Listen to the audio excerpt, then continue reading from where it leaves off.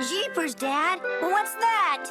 Oh, that's just another human snooping around our home sweet home. I didn't know people came in cans. Oh, yeah. They come down here in all kinds of ways. What for? Well, to get a first-hand look at the beauty and variety of life, the geological history, the fuel and mineral sources, not to mention the food sources. I know. Beware of nets and worms. But how long have people been coming down here? For centuries, Junior. For centuries. The first time humans took the plunge, they were holding their breath. But after that, they started looking for ways of staying down longer, like breathing through a reed. What they didn't know was that below a depth of 3 feet, the water pressure wouldn't let them draw enough air from the surface to expand their lungs. So, the lungs collapsed. Looks like reed diving was the last straw. Hardly.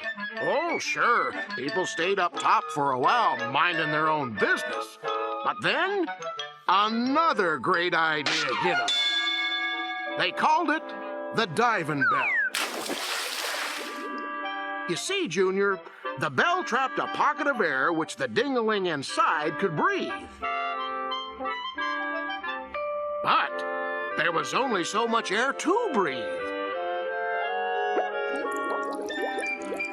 The next thing they did was to pump fresh air into the bell. But if something were to happen by that required further study, leaving the bell wasn't such a good idea.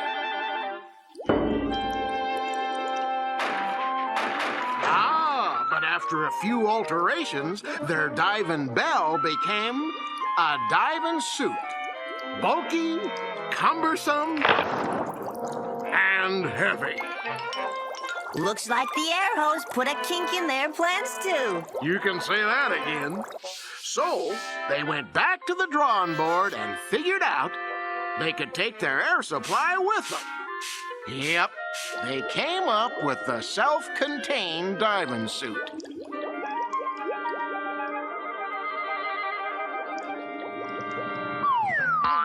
Unfortunately for John Q. Diver, these suits were still cumbersome and heavy. And if they were damaged in any way... Oh, well, Pop, you could say it was breathtaking. Right, Junior. Anyway, about this time, these humans discovered a suit wasn't necessary if they pressurized their lungs. So, they supplied compressed air to their lungs at the same pressure as the water. Then added a mask so they could see better. Then put on fins to propel themselves. And the next thing we denizens of the deep know, people are dropping in all over the place. But breathing their compressed air led to another series of problems. Now, nitrogen is harmless in the atmosphere, but when it's breathed under pressure, problems appear. It'll form little bubbles in a diver's veins and act like the bubbles in a glass of champagne, because the bubbles will get bigger as the diver ascends, and if they block the flow of blood, ow! He gets the bends. As the diver is descending through the water below, he's building up nitrogen the deeper he goes. As it gets in his blood, in very large doses, he'll start to feel giddy with a crazy narcosis. He's grooving through the water with rapture of the deep, but if he grooves too long,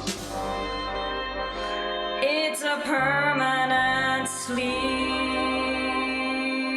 Gee, Dad, if nitrogen caused all that trouble, what did humans do about it?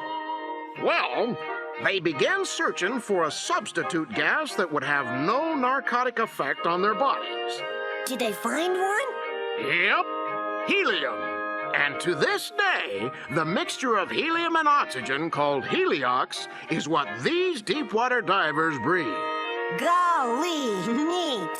In fact, using a technique known as saturation diving, divers allow the heliox to build up in their bodies the deeper they go. This way, a human can work and explore as far down as 1,600 feet. But if you want to see humans at 2,000 feet, they'll be walking around in one of these.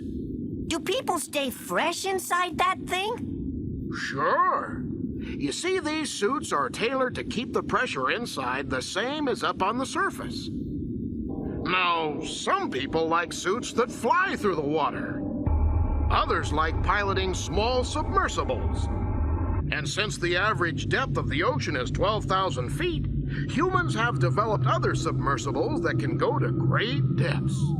Why, people have even set up underwater habitats so they can live down here when they're not snooping around. Gosh, Pop, I guess we fish are gonna see a lot more humans. Yeah, I'm afraid so, Junior. And with so many people coming into our world, this may be the only way we're gonna get any peace and quiet.